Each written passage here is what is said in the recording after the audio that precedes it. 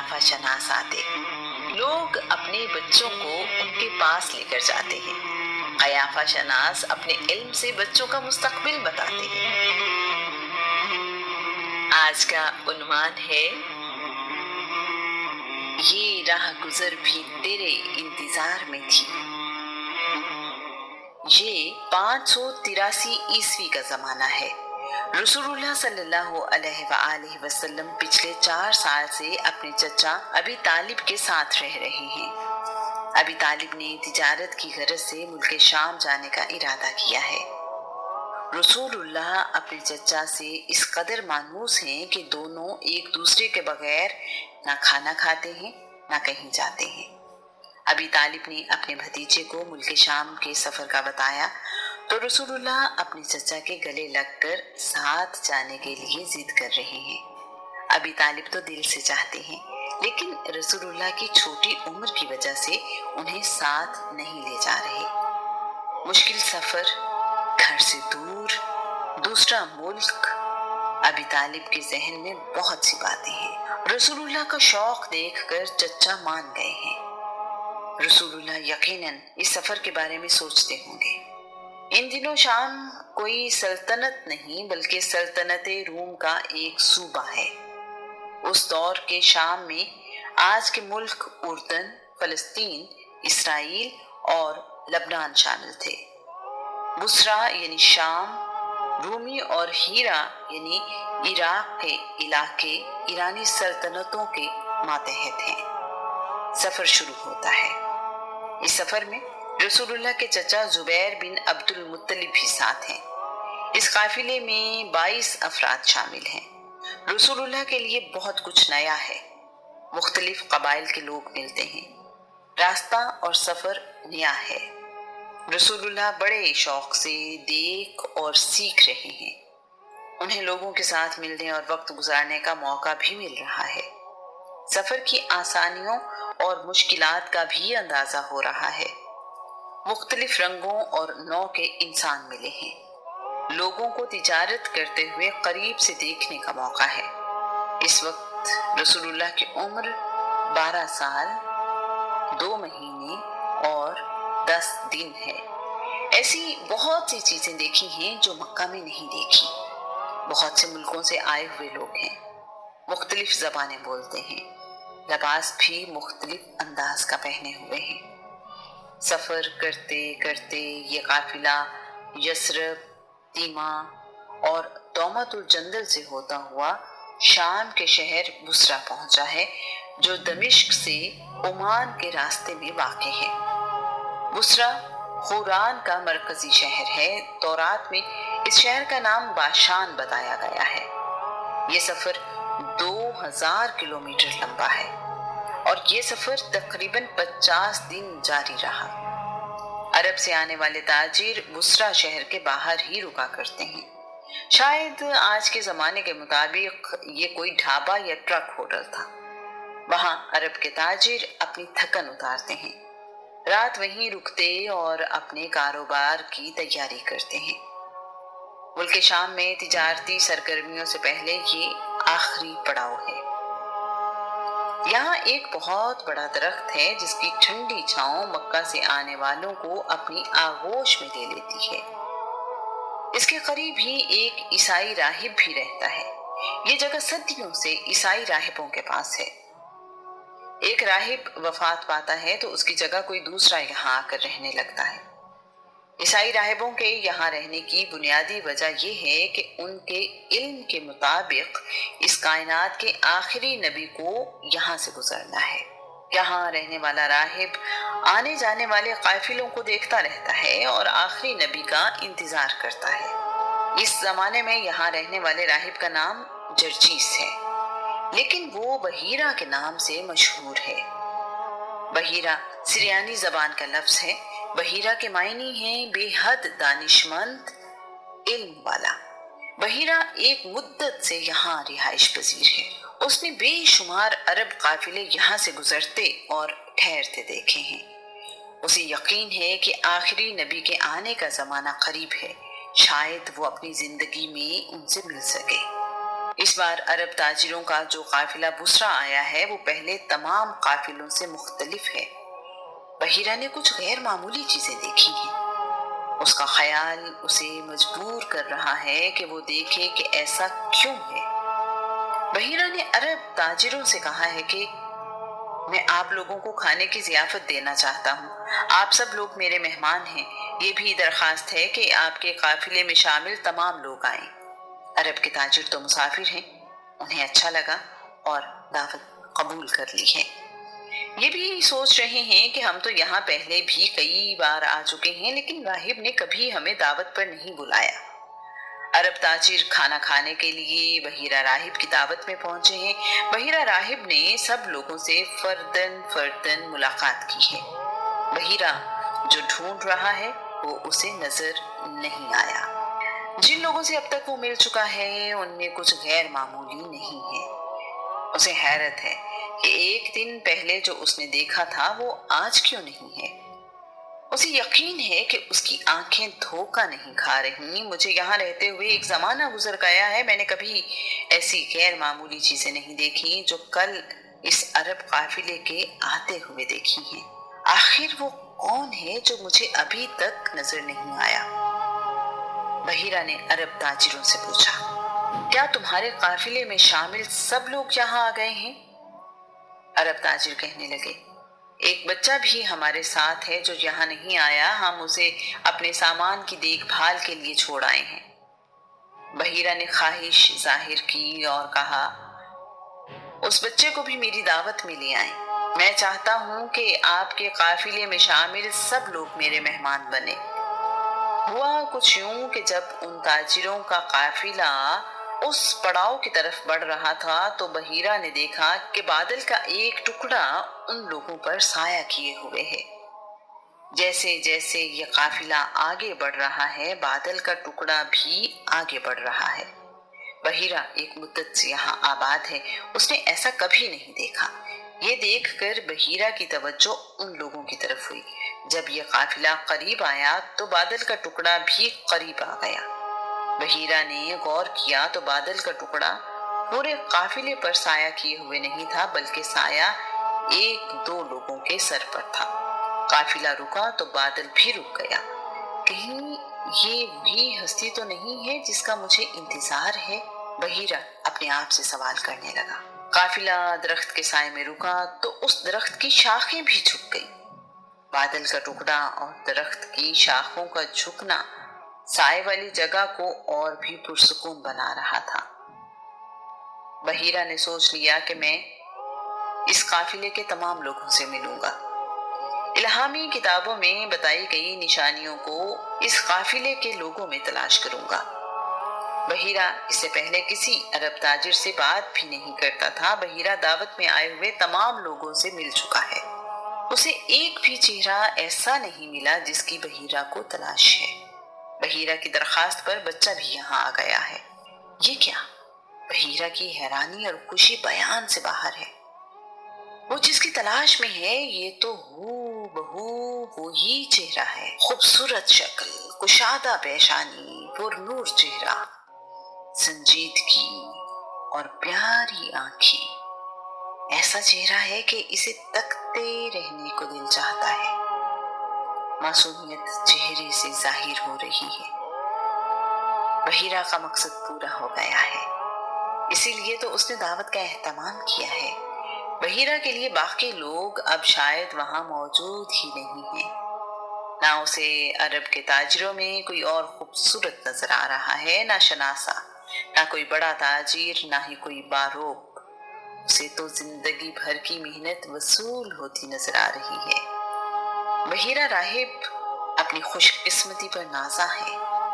اس سے پہلے بھی کئی راہب اس ہستی کا انتظار کرتے کرتے دنیا سے چلے گئے۔ بحیرہ کی ساری توجہ اس بچے کی طرف ہے۔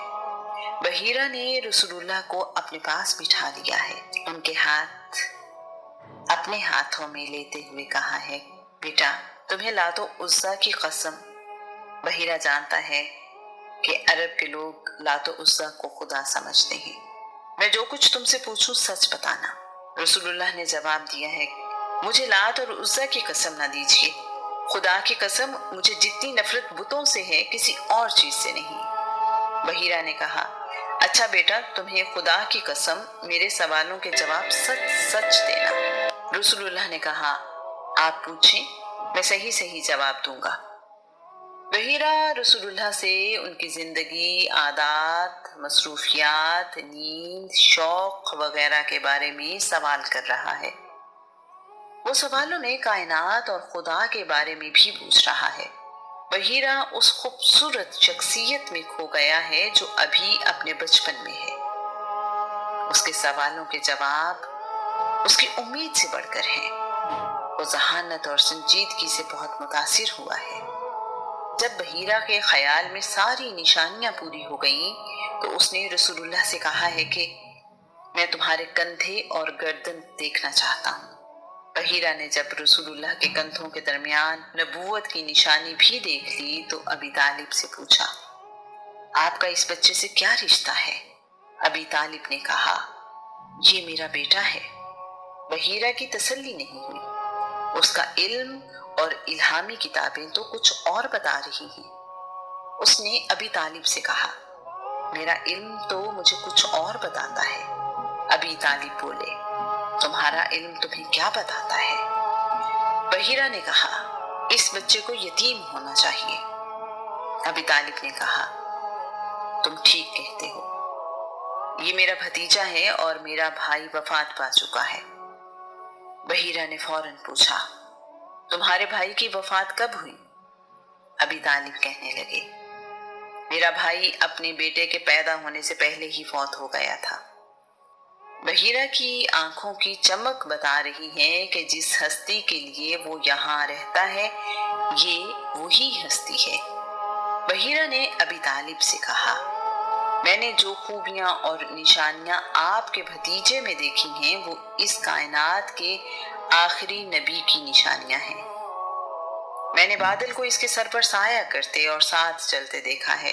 اس کا چہرہ وہی ہے جو الہامی کتابوں اور نبیوں نے بیان کیا ہے۔ میرا مشورہ ہے کہ آپ اسے جلد سے جلد مکہ واپس لے جائیں، ایسا نہ ہو کہ یہودی اس کو پہچان لیں اور نقصان پہنچائیں۔ اگر انہوں نے وہ دیکھ لیا جو میں نے دیکھا ہے تو وہ ضرور اسے نقصان پہنچانے کی کوشش کریں گے۔ اس کا زمانہ قریب ہے میں بتایا جا چکا ہے کہ رسول اللہ کے والد عبداللہ کو شام میں یہودیوں نے پہچان لیا تھا کہ یہ آخری نبی کے والد ہیں۔ انہوں نے عبداللہ کو جان سے مارنے کی کوشش بھی کی تھی۔ بحیرہ راہب کا رسول اللہ کے بارے میں یہودیوں کی طرف سے نقصان پہنچانے کا ڈر بے وجہ نہیں ہے۔ باتیں کرتے کرتے اس کی نظر روم سے آنے والے لوگوں پر پڑی ہے۔ اس نے ان لوگوں سے پوچھا ہے، تم لوگ کس لیے یہاں آئے ہو؟ انہوں نے کہا ہے، ہم اس نبی کی تلاش میں نکلے ہیں جس کی خوشخبری تورات اور انجیل میں دی گئی ہے۔ ہمیں پتہ چلا ہے کہ وہ اس مہینے سفر کے لیے نکلا ہے۔ ہم نے اس کی تلاش میں ہر طرف لوگ بھیجے ہیں۔ اگر وہ ہمیں مل جائے تو ہم اسے قتل کر دیں گے۔ بحیرہ نے ان سے پوچھا، کیا تم میں کوئی زیادہ باخبر آدمی نہیں ہے؟ انہوں نے جواب دیا، ہمیں ساری اطلاع ہے۔ بحیرہ نے ان رومیوں سے کہا، خدا کے بندو، اگر خدا کسی کام کا ارادہ کر لے تو کیا دنیا کی کوئی طاقت اسے روک سکتی ہے؟ وہ بولے، ہرگز نہیں۔ بحیرہ کے سمجھانے سے وہ لوگ اس ارادے سے باز آ گئے اور بحیرہ کے پاس ہی ٹھہر گئے۔ بحیرہ راہب کو انہی لوگوں سے پتا چلا کہ یہودی آخری نبی کی تلاش میں 7 مختلف راستوں پر انہیں ڈھونڈنے نکلے ہیں۔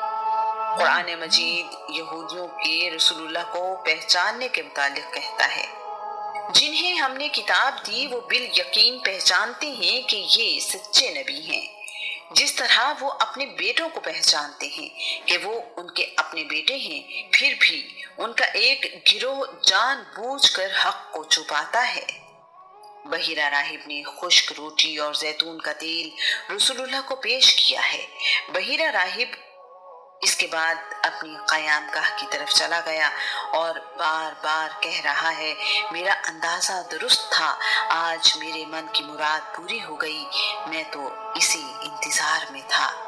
ابی طالب تو ہمیشہ سے ہی اپنے بھتیجے پر جان نثار کرتے ہیں۔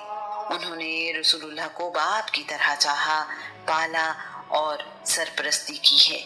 ان کے لیے بھتیجا بیٹوں سے زیادہ اہم ہے۔ ان کے اپنے بچے بھوکے سو سکتے ہیں، رسول اللہ کے لیے وہ یہ برداشت نہیں کرتے۔